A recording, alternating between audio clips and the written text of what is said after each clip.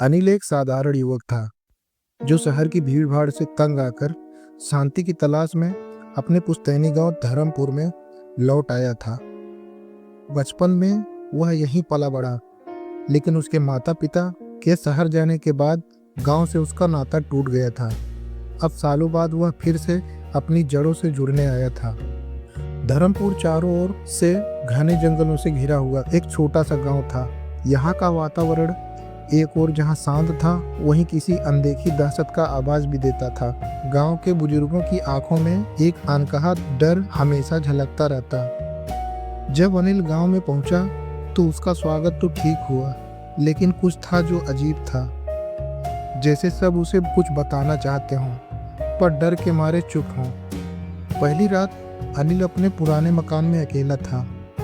मकान काफी जर्जर हो चुका था, लेकिन रहने लायक था। हवा की सरसराहट, खिड़की के शीशों की कंपकपी और पुराने फर्नीचर की चरमराहट सब मिलकर एक अजीब माहौल बना रहे थे।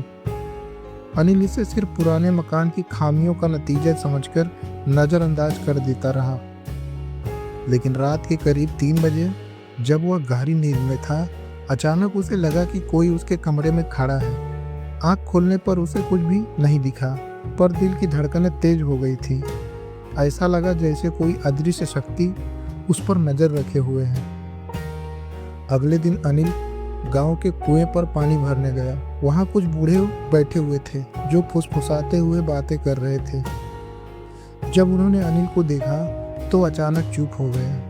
अनिल ने मुस्कुराकर पूछा, क्या बात कर रहे थे बाबा?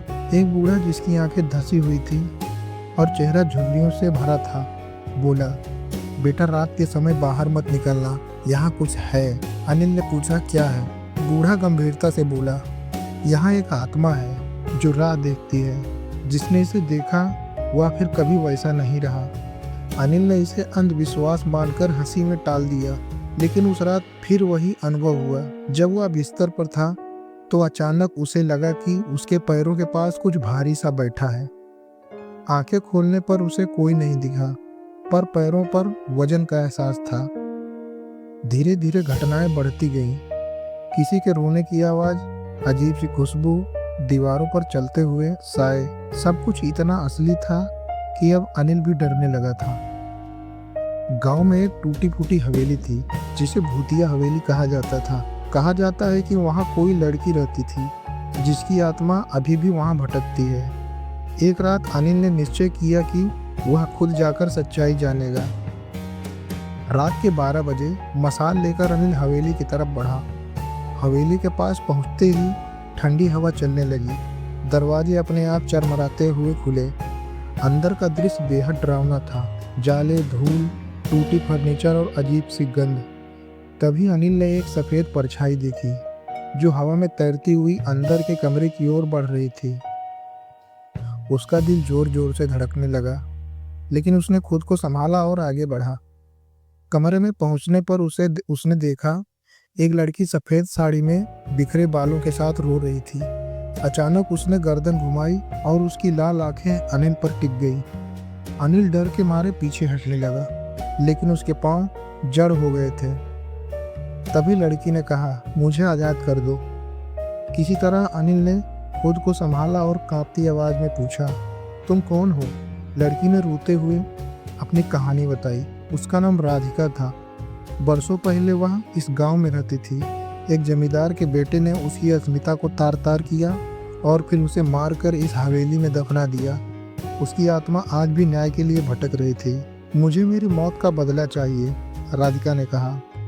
अनिल का दिल दया से भर गया। उसने वादा किया कि वह राधिका को न्याय दिलाएगा, पर यह इतना आसान नहीं था।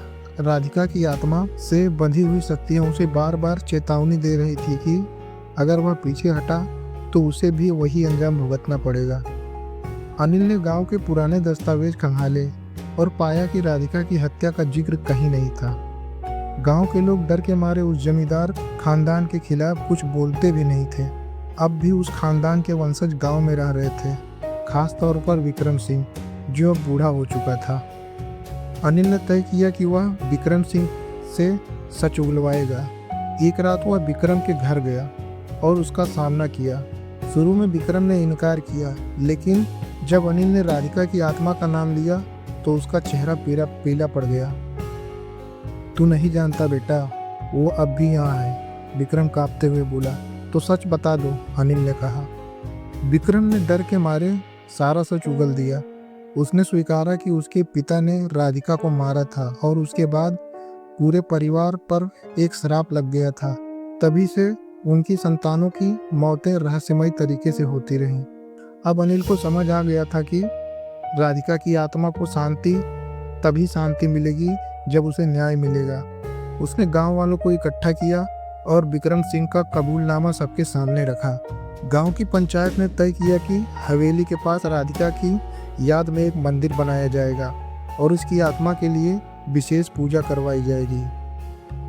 पूजा के दिन जब अनिल ने राधिका की तस्वीर के सामने दीप जलाया तो अचानक हवेली में तेज हवा चली और सब कुछ थर्रा गया।